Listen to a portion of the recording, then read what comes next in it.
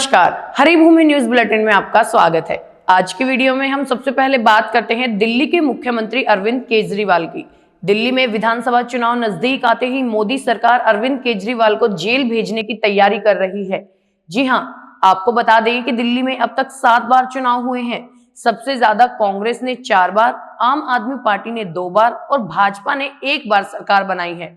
शीला दीक्षित 3 बार और अरविंद केजरीवाल 2 बार मुख्यमंत्री बने। 1993 के चुनाव के बाद भाजपा कभी वापसी नहीं कर सकी। इस बार भाजपा अरविंद केजरीवाल के गढ़ दिल्ली में सेंध लगाने को उतावली है, लेकिन अरविंद केजरीवाल भाजपा के लिए सबसे बड़ी चुनौती हैं। शराब घोटाले के कारण अरविंद केजरीवाल की लोकप्रियता और छवि अब पहले जैसी नहीं रही, इसलिए केजरीवाल को एक बार फिर जेल भेजने की तैयारी जोरों पर है। दिल्ली के एलजी वीके सक्सेना ने कल ईडी को शराब नीति मामले में अरविंद केजरीवाल के खिलाफ केस चलाने की इजाजत दे दी। ईडी ने 5 दिसंबर को एलजी से केजरीवाल के खिलाफ ट्रायल चलाने की अनुमति मांगी थी। अरविंद केजरीवाल के खिलाफ ईडी ने इस साल मार्च में प्रिवेंशन ऑफ मनी लॉन्ड्रिंग के तहत केस दर्ज किया था। 21 मार्च को 4 घंटे की पूछताछ के बाद केजरीवाल को गिरफ्तार कर लिया गया था। केजरीवाल को इस केस में जमानत मिल गई थी, लेकिन ईडी ट्रायल शुरू नहीं कर पाई थी। 10 दिन की पूछताछ के बाद उन्हें 1 अप्रैल को तिहाड़ जेल भेजा गया था। कोर्ट के आदेश पर 10 मई को 21 दिन के लिए लोकसभा चुनाव में प्रचार के लिए रिहा किया गया था। ये रिहाई 51 दिन जेल में रहने के बाद मिली थी। 2 जून को केजरीवाल ने तिहाड़ जेल में सरेंडर कर दिया।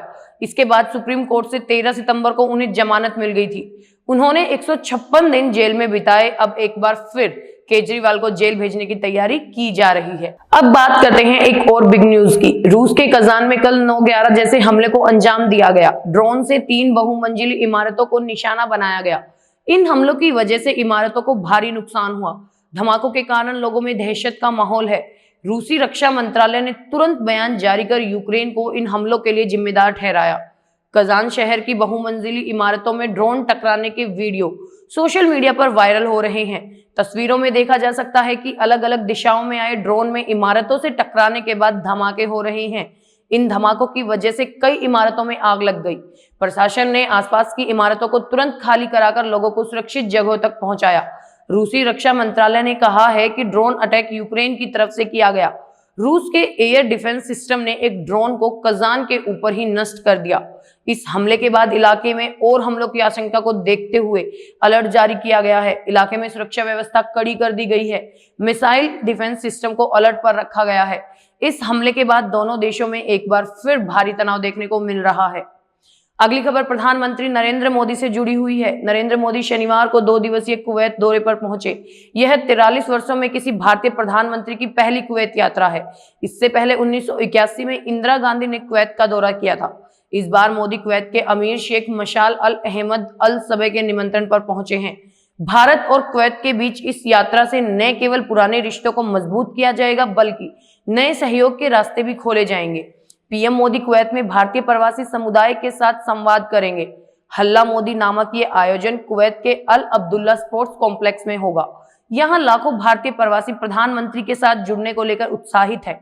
मोदी एक श्रमिक शिविर का दौरा भी करेंगे, जहां भारतीय ब्लू कॉलर वर्कर्स रहते हैं।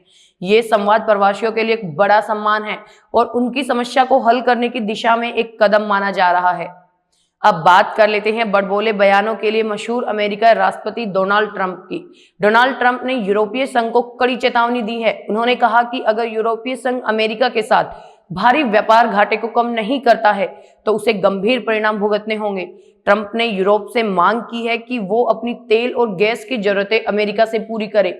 उन्होंने अपने सोशल मीडिया प्लेटफॉर्म पर कहा कि मैंने यूरोपीय संघ से कहा कि उसे हमारे तेल और गैस की बड़े पैमाने पर खरीद के जरिए अमेरिका के साथ अपने व्यापार घाटे की भरपाई करनी होगी, अन्यथा ये पूरी तरह टैरिफ होगा। यह पहली बार नहीं है जब डोनाल्ड ट्रंप ने यूरोप को धमकी दी हो। उसने पिछले कार्यकाल के दौरान उन्होंने कहा था कि बहुत लंबे समय से यूरोप अमेरिका की पीठ पर सवार है और हमने इसे होने दिया।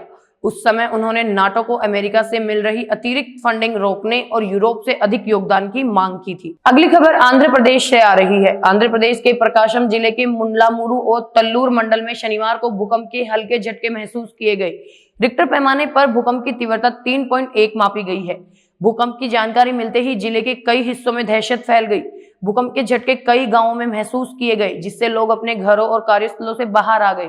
भूकंप के झटकों के कारण स्कूल के छात्र भी बाहर निकल आए और सरकारी कर्मचारियों ने एहतियात के तौर पर अपने कार्यालयों को खाली कर दिया। भूकंप आने के बाद अधिकारियों द्वारा स्थिति पर नजर रखी जा रही है। अभी तक किसी तरह के नुकसान या किसी के हताहत होने की कोई सूचना नहीं है।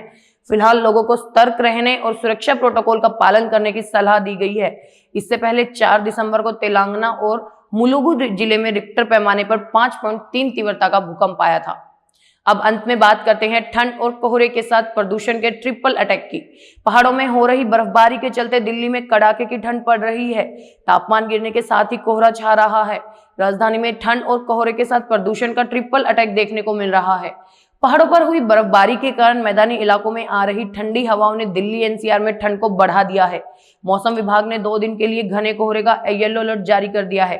प्रदूषण के कारण दिल्ली में लोगों को सांस लेना मुश्किल हो गया है। आज सुबह कई इलाकों में AQI 400 के पार दर्ज किया गया। राजधानी में हवा की दिशा बदलने से वायु गुणवत्ता गंभीर श्रेणी में बरकरार है। तापमान गिरने से ठंड तो दूसरी तरफ प्रदूषण की मार लोगों पर पड़ रही है। स्मोक के कारण लोगों को काफी दिक्कतों का सामना करना पड़ रहा है।